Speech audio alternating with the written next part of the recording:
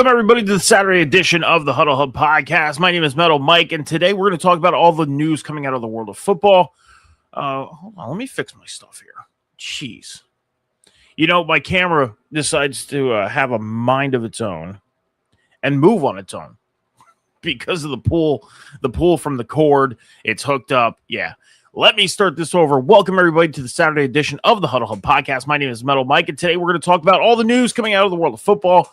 There are also some rule changes that got approved, not only for teams in the league and stuff that they can do to better their franchises, but also to improve in-game rules, solutions, things that got fixed, changed, things that they're going to be trying for a year, and so much more. We're also going to talk about last night's UFL game between the DC Defenders and the Columbus Aviators as week 2 of the UFL kicked off. Before we get into that, please make sure you're heading over to the Huddle Hub podcast over on social media on X, TikTok, Instagram, and Epic Studios at the Huddle Hub Pod. You're going to hit that follow button over on YouTube. You're going to hit that subscribe button. That's how you follow YouTube. All of our social media links to all of our social media bios are in the Twitch bio. You can click on the social media that you desire to go to, because I know not everybody goes on every social media, and help us build the Huddle Hub podcast going through the rest of the 2026 NFL offseason and UFL season and beyond. All right. So before we get into everything, I'm going to say this. We are getting closer to the NFL draft. We are 19 days away from the 2026 NFL draft. Okay. And as we know, the Raiders have the first overall pick. And everybody is locked into the idea and the fact that they are going to go Fernando Mendoza at number 1. Locked in. And I'm not saying that that's not something that's going to that's not going to happen. It's most likely going to happen. But the state that Las Vegas is in right now, and you look at the Raiders team currently, let's take away, actually, let's not look at the Raiders team currently. Let's look at the Raiders team before free agency started, before they got players like a Nakobe Dean and the defense that they built in free agency. Tremendous looking defense on paper. Okay. We've seen this before in other places, like with the Jets, built this dominating looking defense on paper and then just didn't look good. Right. But everybody has this idea and this mindset that the Raiders at number 1 are going to go Fernando Mendoza. Nobody thinks that the Raiders then have the possibility of trading out of this number 1 spot. And there's a reason why I'm talking about this, okay? Because they just made a move the other day. They signed Kirk Cousins to a 5-year, $172 million deal. $20 million is guaranteed. Now, Kirk Cousins just broke in NFL history. This is his 11th straight season with a guaranteed contract. For a quarterback that has not seen a conference championship game, I think the furthest Kirk Cousins has ever gone was the divisional round in the playoffs. I might be wrong on that. But you think when he was in Washington, I don't think he's ever made the playoffs. I don't think he's ever made the playoffs in Washington. I'll have to fact check myself. I know I'm going to have to fact check myself. But I don't think he's ever made the playoffs in Washington. Then he goes to Minnesota. He's made the playoffs a couple times. His last time he was in the playoffs with Minnesota, he lost to the Giants in the wild card round. And then he goes to Atlanta. And 11, 12 weeks into the season, has interception issues and gets benched by the rookie quarterback that got drafted in that draft, in Michael Penix. Last year, benched until Michael Penix went down, and then he came in and took over. And didn't do very good. I mean, Atlanta was in the race for the NFC South, but their division record, I believe, kind of kept them out of that two-way race between the Bucs and the Panthers. But my point being is a quarterback that fell off in his first year in Atlanta came out and took over because the starting quarterback and Michael Penix goes down. Couldn't get the Falcons into the playoffs. Got this big contract out in Atlanta when he got signed. Now in Vegas, a 5-year, $172 million contract with a $20 million guarantee. When you look at that contract, what does that tell you? Now, the reason why I talked about Kirk Cousins' history in the past 2-3 years is because I'm trying to make sense of the contract. What Las Vegas is thinking, because they are at number 1. They are going to go get Fernando Mendoza. And in today's day and age, many teams, if any team, when they draft a quarterback in the first round, is putting that quarterback on the bench and having them learn for a year or two. We normally see that quarterback starting in week 1. First rounders, all first rounders basically start. Second rounders as well. But there's still that belief that the Raiders are going to go after Fernando Mendoza at number 1. Part of me feels like they are trading out of that number 1. Now, as I said, I've done many practice mock drafts. I've done about 7 or 8 practice mock drafts in preparation for my first official mock draft, which I will be releasing next week. Okay? But part of me feels like we are not going to see the Raiders taking Fernando Mendoza. And even when you look at the teams that might have some equity to trade for that number 1 pick, I think the Cardinals might have a little bit of equity to do so. The Browns, I think, have some equity to do so. And if I'm correct, the Jets also have some equity to do so. And those are teams that need quarterbacks. I don't think, part of me feels like we're not going to see Kirk Cousins and Fernando Mendoza in the same quarterback room. I could be wrong.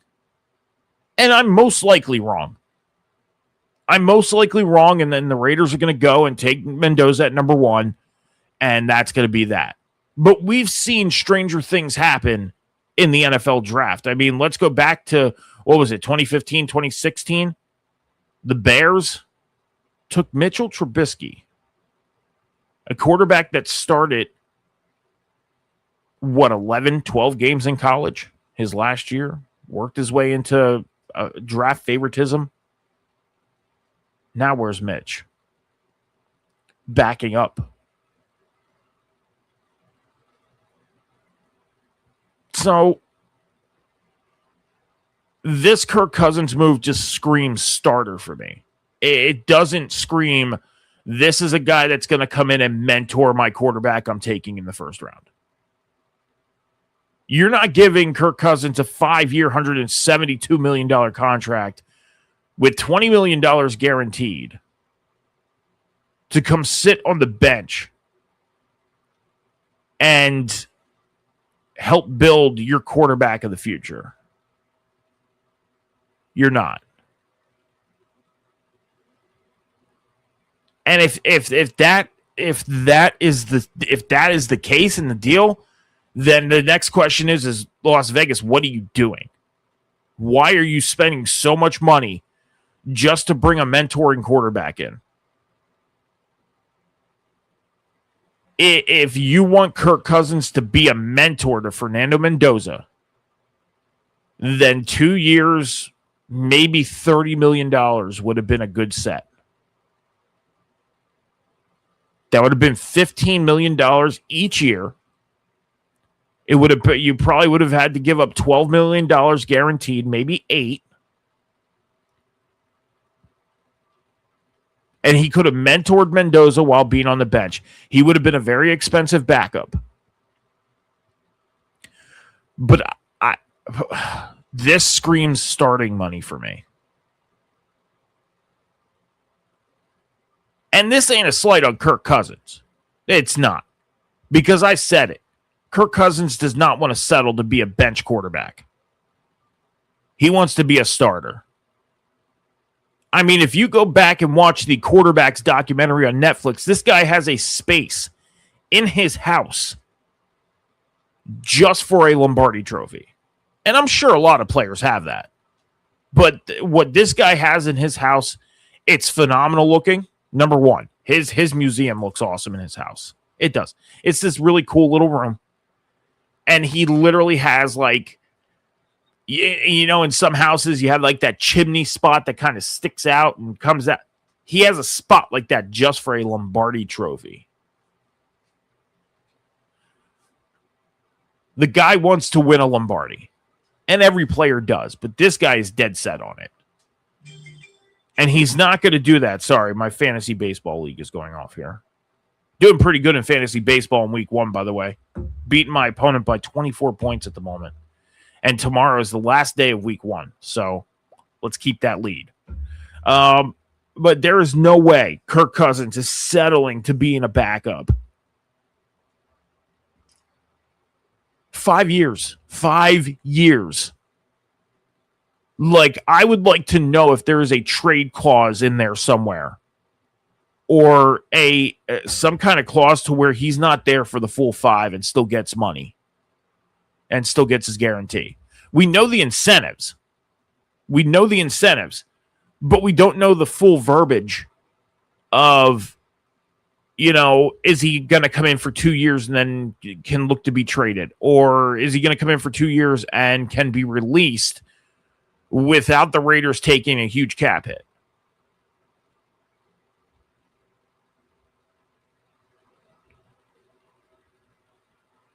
So back on what I'm bringing up is that people do not believe the Raiders will trade out of the number 1 spot. And I believe they could. And I'm 50-50 right now. If you would have asked me before this Kirk Cousins trade, if the Raiders were truly going to trade out of that number 1 spot, I would have said 80-20. 80 no, 20 yes. But that just raised up to 50-50 now. Because Kirk Cousins ain't sitting on the bench. He wants to be a starter. And he found a team that needed one. And you know dang well he didn't want to go to New York. He didn't want to go be a Jet. That wasn't happening.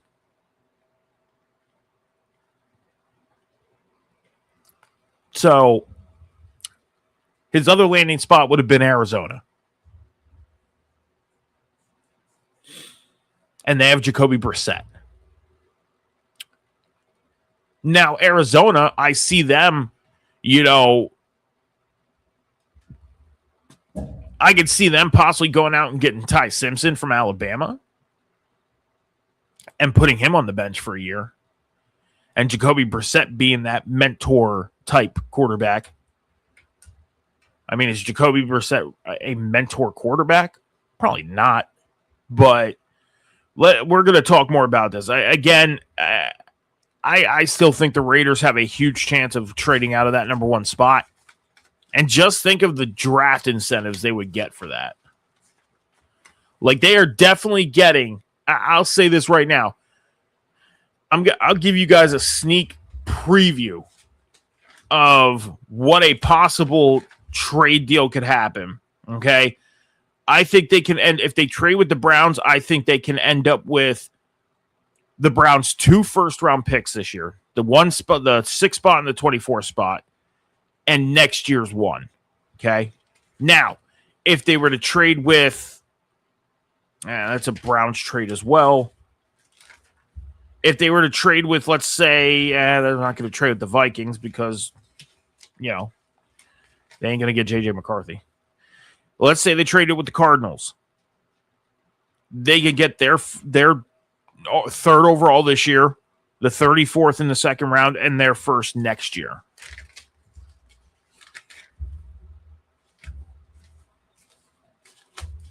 I mean, the draft incentives that the Raiders can get are enormous if they trade out of the 1st round.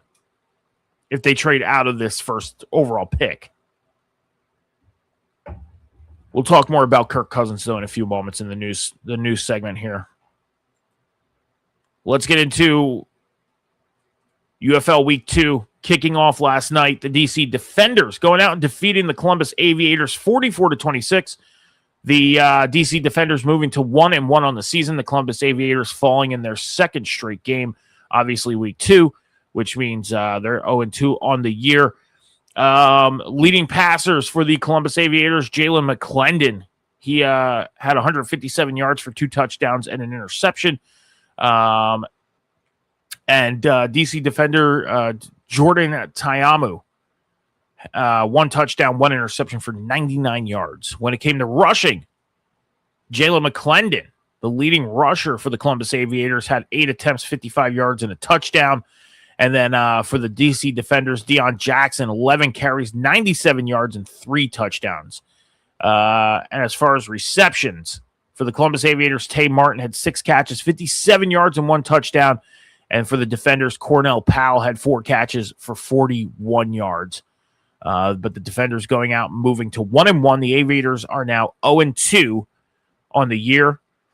Games coming up tonight at 8 p.m. Eastern Standard Time. We got the Louisville Kings taking on the Orlando Storm.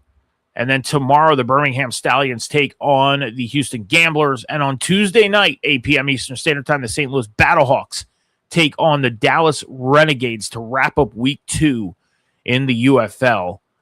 This is the only week and the only time the UFL is going to have a Tuesday game.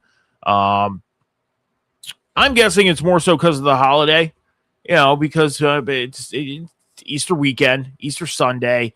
And yeah, we have a Sunday game, but that's later in the day, later at nighttime when people are already, they're done doing whatever they have to do, celebrating whatever, go home, 8 p.m., settle in, watch a football game.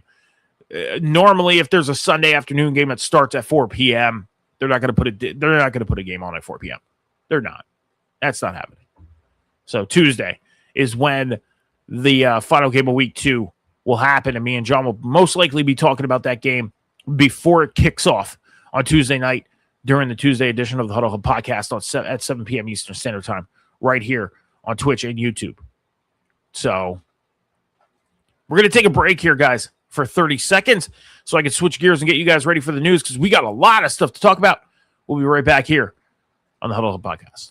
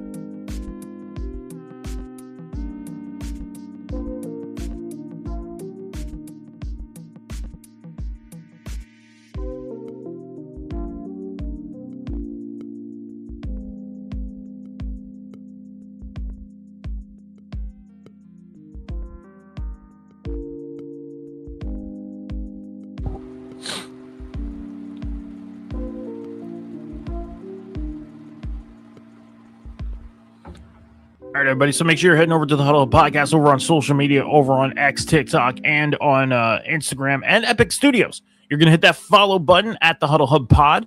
Over on YouTube at the Huddle Hub Pod, you're going to hit that subscribe button. That's how you follow on the YouTube. You hear subscribe, you're thinking, I got to pay something. No, you don't have to pay anything. No money out of pocket whatsoever to follow the Huddle Hub Podcast on YouTube. You just hit that subscribe button. That's how you follow on YouTube. And over on the Twitch channel, you just hit that follow button. All of the links to all of our social medias are in the Twitch bio. You just click on the one that you desire to go to, and you're going to help us build the Huddle Hub Podcast going through the rest of the 2026 NFL offseason and UFL season and beyond. Guys, let's get into the news segment. We got some news to talk about. First off, defensive back Stephon Gilmore has decided to call it a career. Yes, he had announced the other day that he is retiring from the NFL after 13 seasons, 2012 to 2014, actually, because it doesn't look like he was on a roster at all in 2025. Yeah, no, he wasn't on a roster at all, so he decided to retire. He was drafted in the first round, 10th overall to the Buffalo Bills in 2012. He was there until 2016, and then he was with the New England Patriots from 2017 to 2020. He was with the Carolina Panthers in 2021, the Colts in 2022, the Cowboys in 2023, and the Minnesota Vikings in 2024. His career stats, 617 total tackles, 1 sack, 7 forced fumbles, 3 fumble recoveries, 149 pass deflections, 32 interceptions, and 2 defensive touchdowns on his career. Stephon Gilmore, we at the Huddle Hub Podcast wish you the best in your retirement and enjoy your retirement. Kyle Duggar, defensive back, has signed with the Cincinnati Bengals. So Kyle Duggar is going to play for the Cincinnati Bengals in 2025. Guys, like I said, my personal life is going to be changing. My schedule is going to be changing. This is actually going to be, as of right now, the last Saturday edition of the Huddle Hub Podcast. We are going to be moving the show to Sundays starting next week. Because my personal life is changing. For those of you who did not know this, because it's something that I didn't make public, a little embarrassed about this, but I've been out of work for the past couple months. Company I was working for, they closed down, and I took some time. It happened back in late September, and I took a little bit of time during the holidays and everything to think about what I wanted to do next, because I am getting a little older. I'm going to be 40 years old this year. So you start thinking about, where you want to really plant your feet and settle in and stuff like that. And you really think about where you want to plant your feet and settle in and as you're continuing to build life, build up your life. And I'm going to say this, I got a job. I'm going to be doing the same thing that I was doing, because what I was doing was I was working for a contracted company, and their contract ended with what they were contracted to do. Well, I signed on with a new company that does the same thing. So I will be starting that job on Thursday. And so I'm pretty excited, really excited, a little nervous to go back to work because, being out for 7 months, you get so used to a life change, waking up every day, hanging out with the dogs, playing video games, watching movies, whatever, chilling out, and it's like, okay, I got to go back to work. It's got to happen. I got to make that happen, So I go back to work on Thursday, and my schedule is going to be Wednesday through Saturday. So the Saturday edition of the Huddle Podcast during the off season will be moved to Sunday. We are still going to have a weekend edition. I was trying to think about whether I want to do the show on a Saturday night, but then I thought, you know what? We're so used to doing it in the morning time. I'm going to wake up on Sunday mornings. We're gonna do things here on the weekend edition in the morning. Keep it in the morning, 11 a.m. And then when the season starts, me and Cam will go live at 10:30 a.m. Give us more time to talk about games before kickoff happens. So, just to let y'all know that, this is the last, as of right now, the last Saturday edition of the Huddle Hub Podcast. So then we're going to move to Sundays starting next week. So, but 11 a.m. Eastern Standard Time will be the start time. Okay. The Tuesday edition is still going to be here. We're still going to be going live 7 p.m. Eastern Standard Time on Tuesday nights. So yeah. The Jacksonville Jaguars, they put in a proposal to have all of their home games in 2026 being played in Orlando, Florida, due to the renovations to their stadium. And it was approved. The NFLPA passed the proposal, and now the Jacksonville Jaguars will be playing all of their home games in Orlando, Florida in 2026.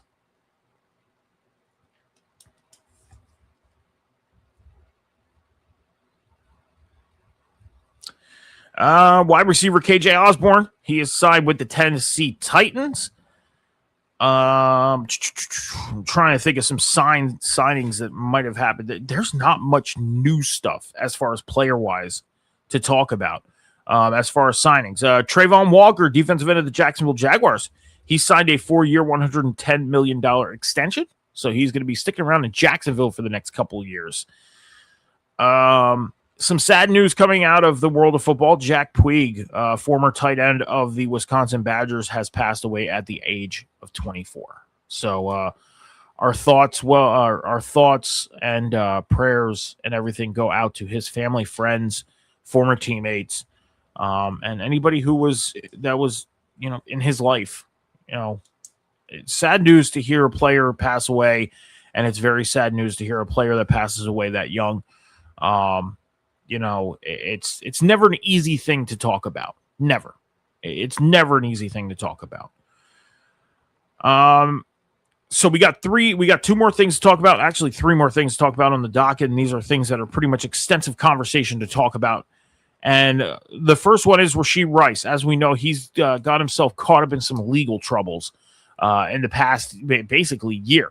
Well, the decision was made that he has not engaged in conduct of the NFL personal conduct policy, and no disciplinary actions will be taken at this time. So Rashee Rice is cleared out. We've talked about, the last two drafts, actually, or last year's draft, about the Chiefs going after a wide receiver because of the legal troubles that their wide receivers were getting themselves into.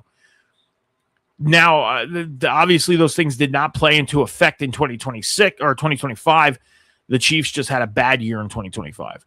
But I even said it, that sometimes those things could affect what's happening on field. They think about that stuff all the time, and they don't think about, try and prioritize their thinking of, okay, I'm on the field, let's play. I'll take care of the personal stuff when I'm off the field. See, sometimes you can't do that as a human being, and it's understandable. You can't. The Chiefs were also plagued with a lot of injuries. Okay, the Chiefs dealt with that, and then Patrick Mahomes goes down in the middle of a playoff race. So the Chiefs just had a bad year. But Rashee Rice, we knew he was dealing with some legal stuff, and everything was found nothing. Like he did not take part in what he was being accused for. So Rashee Rice, as of right now, good to go. Not dealing with any disciplinary action. So Chiefs fans, there you go. George Pickens, wide receiver of the Cowboys. As we talked about the other day on the Tuesday edition of the Huddle Hub podcast, we talked about George Pickens. He is under the franchise tag in Dallas right now. Now, he has not signed his franchise tag at the moment, okay? And until he signs that franchise tag, he can actually not show up into the building. The other day, we talked about him making the decision not to show up for the meetings that are going to start happening as teams start going back into the building. Well, he's actually not allowed to be in those meetings. He's not allowed to be in the building right now. Why? Because he did not sign his franchise tag. And I believe he has until July 1st to do so. So George Pickens, as of right now, he is a Dallas Cowboy, but he did not sign that franchise tag.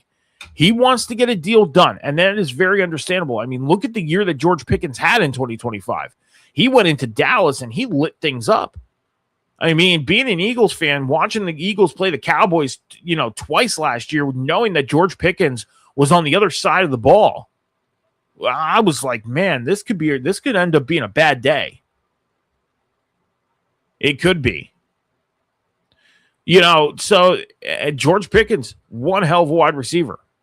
And if he signs long-term with Dallas, believe me, my mind frame is going to be just that. We got to deal with him. But he deserves a contract. He played his backside off last year and showed that he deserves to be signed somewhere. So as of right now, George Pickens will not be in the building with the Dallas Cowboys until he signs the franchise tag or a deal gets done. So, I mean, if I was a Dallas fan, I'd probably be worrying about this a little bit. And I understand, you got Dak and I get that. But it's George Pickens. Like, the guy came in and made your offense look tremendously better. You'd want that in your building in day one. You would. So, and then last thing, Kirk Cousins, quarterback. He signed a 5-year deal worth $172 million, $20 million guaranteed with the Las Vegas Raiders. As we talked about at the top of the show, I look at this contract as this is a starting contract. This is not a guy that signs that this contract is not showing me he is going to be a backup. I feel like Kirk Cousins is going to be the starter in Las Vegas. Now the question lies, is Vegas going to go after Fernando Mendoza at number 1? If so, Kirk Cousins is going to be his mentor. A lot of questions now for Las Vegas. I know a lot of fans out there are like, oh, no, they're going to take Mendoza at number 1 and this. But you got to think about where I'm coming from with this. Like, They just went out and spent 5-year, $172 million, $20 million guaranteed on a guy who wants to be a starter, and not only for just 1 year. He wants to be a starter for years to come. He said it. He wants the longevity of a Tom Brady career. Now, will he have that? Who knows? It's understandable that he dealt with injuries and major injuries at that. We know that the injury affected him 2 years ago when he showed up in Atlanta. But that was 2 years ago. That was 2 years ago. Now, could injuries, affect somebody long term? They could. There's a chance. But part of me feels like that he's way past that injury. He wants to be a starter. He wants his career to be long.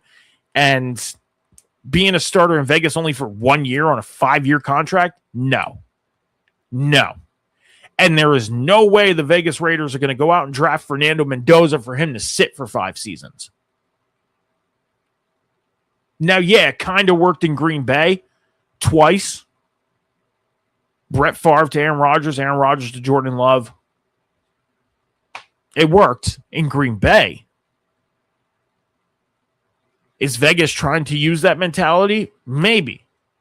But part of me feels like the Raiders are going to trade out of this number 1 pick to another team that needs a quarterback. And if I had to pick my favorite spot for this to happen, for this trade to happen with, it would have to be the Arizona Cardinals. Why? Because Jacoby Brissett is not going to be their long-term starter. And that will give Fernando Mendoza a year to get used to being in the NFL, only for him to be the starter out in Arizona in 2027. There it is.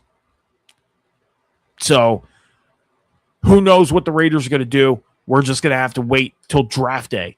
Or it could happen before. They can end up trading out of that spot before the draft.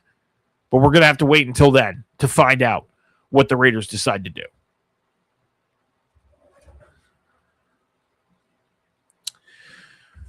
The NFL meetings have happened last week, and a couple things got approved. We're going to talk about the stuff that got approved for in-game rules, okay? Because there's other stuff that got approved, like what teams can do as far as, a deadline for roster moves and stuff like that. We don't need to talk about that stuff because that stuff tends to change almost every year, right? These are on-field, in-game rules that are being changed. And, so the first one on the docket is the kicking team can now declare to perform an onside kick at any time in the game. Now, in 2025, the kicking rule was that the only way you could perform an onside kick was in the fourth quarter in the game and if you're down on the scoreboard. So, for example, let's say the Eagles are losing to the Cowboys 20-17. And the Eagles just scored a touchdown. Let's say they were down 20-10, and they scored a touchdown 20-17, 2.5 minutes left. The Eagles can declare for an onside kick, but they have to tell the referee, hey, we're kicking an onside kick. But let's say the Cowboys made the game 20-17. Say it was 17-17 and the Cowboys kick a field goal, 20-17, and the Cowboys want to kick an onside kick. They can't because they weren't down on the scoreboard. Okay? The only way you were allowed to kick an onside kick is if it was in the fourth quarter and you were down on the scoreboard. Now, you could kick an onside kick at any point in the game, no matter what. You can be up by 38 points and say, I'm kicking an onside kick to try and get the ball back to run the score up more. Or just to get possession so you can run the clock out and go home. So that rule has changed in 2026 to where teams can now declare to kick an onside kick whenever. They are eliminating kick team incentives to kick out of bounds when kicking off from the 50-yard line. Now, you're probably wondering, what is this? Okay, Now, let's say a field goal is, happening after a touchdown, and a player from the defense comes in and roughs the kicker. Well, that would automatically move the kicking team on the kickoff to move up from the 35 up to the 50. Okay? And when kicking teams are kicking from the 50, they automatically kick it out of bounds, which puts the offense on the 20 or the 25, right? Well, that's being eliminated. The kicking team, I believe, now has to kick it into the zone. They cannot kick it out of bounds purposely. They have to kick it into the zone so the return team can return the ball. Now, with that being said, they are modifying the kickoff alignments required for receiving team players in the setup zone. And the setup zone is the line that sets up from the kicking team, that front line that you see, okay? So they are modifying that. And I believe what they mean by that is the modifications of the receiving team can now modify to where they're standing, but they just cannot move until the receiver catches the ball. So the old formations that we used to see on kickoff returns, I believe we'll start seeing that come back, but nobody is allowed to move until the returner has the ball in possession. So a couple kickoff changes happening, which is kind of cool. I'm excited to see how this occurs with the kickoff stuff changing. So,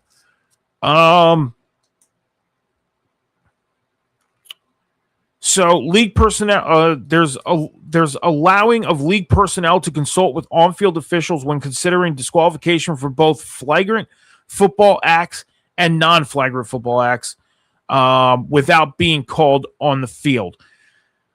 This was a little tough for me to really kind of comprehend. I'm guessing that, for example, if there's a helmet to helmet and a player gets called for a flagrant foul on that one, or that be basically a non-flagrant foul, it's just the fact that they're tackling and it's a helmet to helmet, you get a warning, and then the second one you get eliminated. Now there's other situations like fights on the field and stuff that can get you kicked out of games. So I'm sure there's going to be some consulting that could be happening now. So for example, if the fight starts on the field, let's say a player walks up to a player and starts a fight, and the player that they started a fight with doesn't react back, but yet they get disqualified. That's something that's going to be able to be challenged on, because you're eliminating a player that ultimately did not react. So that's something that I'm guessing is an example of what this change is. So, and then the last one, for 1 year only, league official personnel can correct clear and obvious mistakes made by on-field officials that could impact the outcome of a game. And this is only in the event that replacement referees are happening this year. So as we talked about on the Tuesday edition, that replacement referees are most likely going to be taking over this year because of the NFLRA not being able to finalize a CBA deal, right? So we're going to get replacement referees this year. Now, with those replacement referees coming in, they got to learn the NFL guidelines in days, weeks. Because once teams start going into camp, referees are going to have to go out to camps and be refereeing for scrimmages and all that stuff, right? So let's say, for example, in a game, let's say these hired referees come in, these temporary refs come in, and we're in the fourth quarter with a minute and a half left, and it's, 4th and inches. And the offense, gets across the line, but that official says no first down. Defense got the ball back. The other team turnover on downs. Somebody in the league personnel office can say, hold up, wait. We got to look at this one more time, because this is a deciding game factor, and we got to look at this very closely, because this could change the trajectory of this game. And that's when they can overstep a referee's call. So, and for example, if a challenge happens, let's say somebody catches the ball, but the referee calls no catch, and the team challenges, and the referee says, after reviewing the play, the call on the field stands. those NFL officials can say, hold on, we got to look at this one more time because we have a feeling this was a catch. And they go back and look at it and say, you better reverse that call right now because that was a catch. So those are the examples of what can happen with the temp refs that might be coming in for the 2026 NFL season. So, but that's all we got on league rules. And that's all we got for the day. Okay, guys, not a lot of stuff in the news. Talk about some of the rule changes. Me and John will be back for the Tuesday edition of the Huddle Podcast, 7 p.m. Eastern Standard Time on Tuesday night. We are going to finish off our NFL March Madness tournament. We are in the Final Four, or no, the Elite Eight. We are in the Elite Eight right now. And you guys can go over to the Huddle Hub Podcast on social media and comment what team you want to see move on to the Final Four and ultimately win our first March Madness tournament. NFL style, obviously. Videos are up right now on the social medias. You can go ahead and find that. And, comment the team that you want to see move on from the Elite Eight and possibly and ultimately win the championship. Again, you can follow us on social media over on TikTok, X, Instagram, and Epic Studios. You're going to hit that follow button. Over on YouTube, you're going to hit the subscribe button. All of our social media bios are in the Twitch channel. In the bio, you can just click on the one you desire to go to. Help us build the Huddle Hub Podcast through the rest of the NFL offseason and beyond. You can follow me on social media on Instagram, X, YouTube, and TikTok at MiddleMike714. I'm working on stuff for my YouTube channel right now because, as I mentioned the other week, that I'm going to start posting stuff on my personal YouTube channel. So it's been a long time coming. I have not done it yet, and I want to start posting stuff on my personal YouTube channel. Over on my personal TikTok, though, I do have gaming stuff, and that's what my YouTube channel is going to be. You can follow me on X for show announcements and stuff because this isn't the only podcast that I do. I do podcast throughout the week, professional wrestling podcast, Table Spot on Monday nights, The Boom on Wednesday nights, and then Instagram. My Instagram, I don't post much on Instagram. I really don't. I'll be honest with you. But you can still follow me on Instagram if you want to. So with that being said, everybody, you have a great holiday weekend. It's beautiful weather outside. It's starting to get nice out. I'm excited.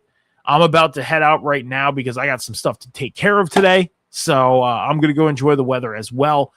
Be good to each other. Be kind to each other. Take care of each other. Be patient with each other. Remember, the world is not moving as fast as you think. Me and John will see you on the Tuesday edition of the Huddle Hub Podcast, 7 p.m. Eastern Standard Time, right here on Twitch and YouTube. Until then, have a great weekend, everybody. Deuces.